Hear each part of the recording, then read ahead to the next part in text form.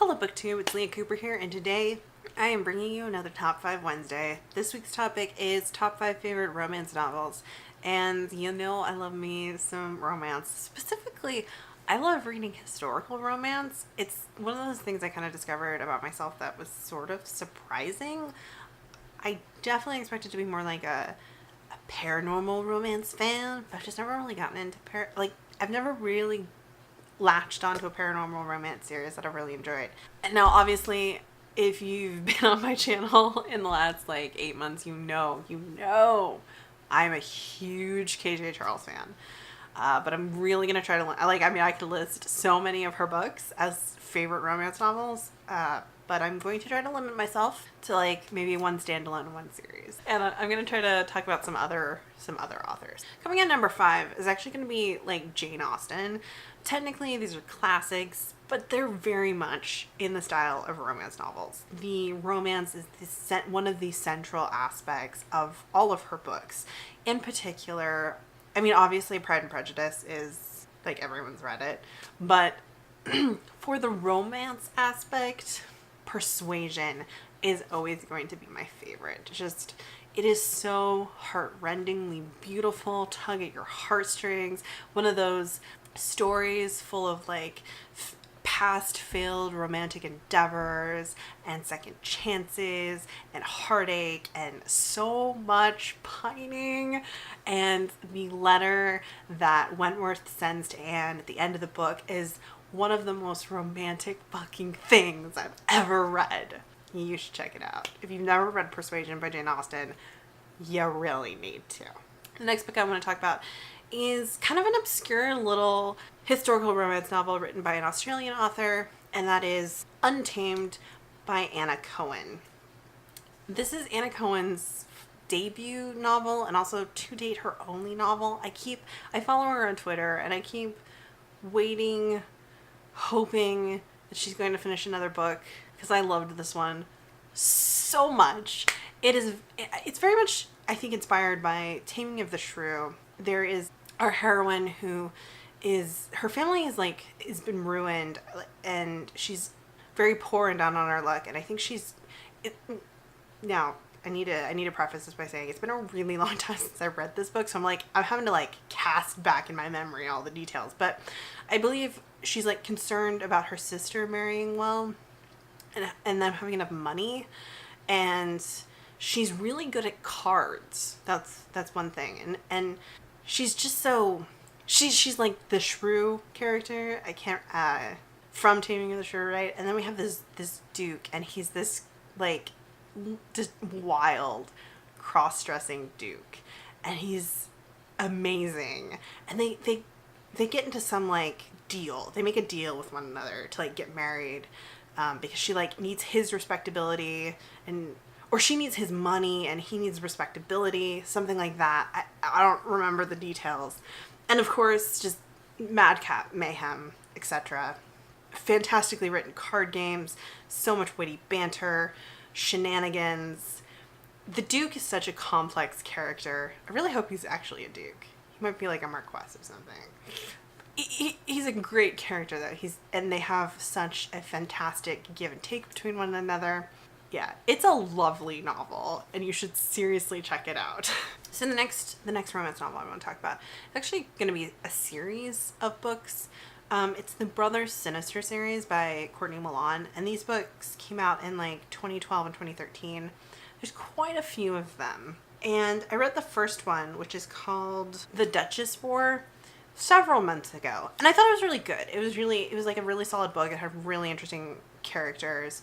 The protagonist is the orphan daughter of a minor baron. She was a chess champion in her youth, but there was this huge scandal and her father died in prison, and she's very, very, very poor.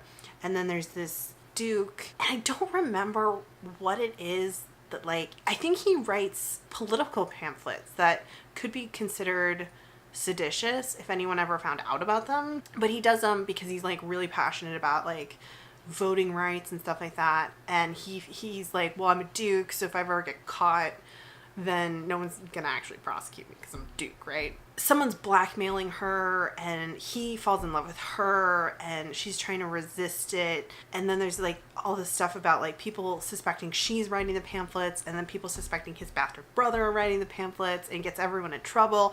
And it's like, it's really good. It's a lot of fun. I picked it up for like free on some Kindle deal, right? And I was like, oh yeah, it's really good. But I never continued the story, except recently I picked up the other books. Like I picked up the prequel to the series, which talks about the romance with one of the other brothers, Sinister, his parents. And it was like such a sweet, beautiful little novella, and it really inspired me to go ahead and pick up the rest of the books. So I've been working my way through them. I've got like one novel and a coda novella left. And so far I have absolutely loved all of them. All of this entire cast of characters, because these are all companion romances, right? All of them are so good. There's a little novella that comes after the Duchess War that deals with that protagonist's friend and her little romance with a doctor, and it is so good. Courtney Milan puts in so much, I mean, historical fact, but she deals with like such great facets of gender politics of the Victorian age, and it's really interesting. And also there's a lot of like, there's scientists, there's advancements in prophylactics and how those impact relationships beyond just like people getting married and having a bunch of kids, right? Which is kind of tends to often be the default in historical romances. Like that's the end game, but that's not the end game in so many of these books. And it's fantastic. Like they're really well done. Really great characters.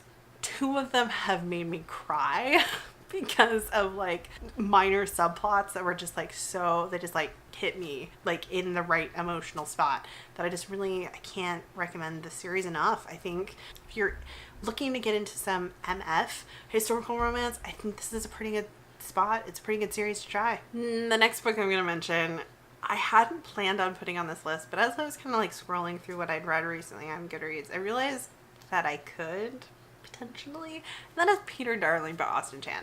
This book made it onto my like top 9 favorite books of last year. Raved about it in a few other videos. It's a really fantastic book. There's a lot of stuff going on in the book. Got a lot of stuff with identity and transitioning and hopes, dreams, desires growing up, that kind of thing. But there's also this romance between Peter and Captain Hook that is just so spot on, like so electrifying. And it happens so, like, I could have easily read another 100 pages. I mean, this isn't a particularly long novel. It's like a shorter novel. And I so could have dwelt with those two characters and their emotions and their feelings for one another for like so many more pages than what we got. I think Austin Chan is writing a sequel, which I can't wait to read.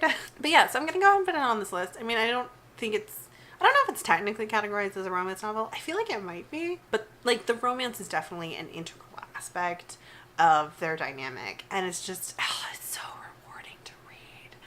More people should check it out. And then finally, I mean, I could just put KJ Charles and like her entire catalog of books on this list, and like trying to narrow it down to like one specific book is tough. There's the obvious answer, The Secret Casebook of Simon Fexamel, which also made it onto my top 9 books of 2017. I freaking adore that book. But I could also mention the entire Magpie Lord series, because I think the Magpie Lord series it's a paranormal historical romance series that also has elements of mystery in it. So it's very like cross genre, and it's excellent. And it's unique, I think, for a romance series in that it's not a companion series. It's the same couple over the course of the books, except for there is one coda book called Jackdaw, which is about a different couple. But aside from that, the main trilogy, is it a trilogy with some companion novellas? The main trilogy is all about the same couple, and you don't often see that in romance novels, because usually, you know, people falling in love and getting together, that's the end. And then we want to see a new relationship in the next book.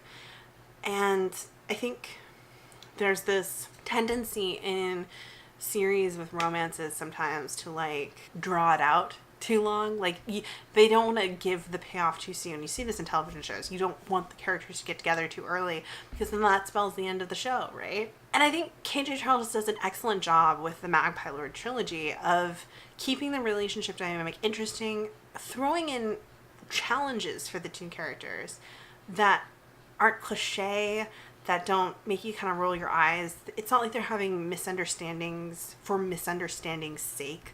Like, the trials and tribulations that crop up in the course of the books, they make sense, and like, they're reasonable adults dealing with these problems, and it's super rewarding to get to the end and see where the characters end up. And I like desperately wish KJ Charles would write a follow-up book set like a few years down the road in China. I don't think she's ever going to do that, but girl can dream.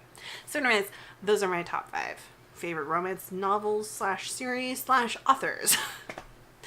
I do love me some historical romance, as should be no surprise to anyone who follows this channel. Let me know down below some of your favorite romance novels, and if you enjoy this video or any of my other reviews or content, be sure and hit that subscribe button. I'll see you guys in my next video.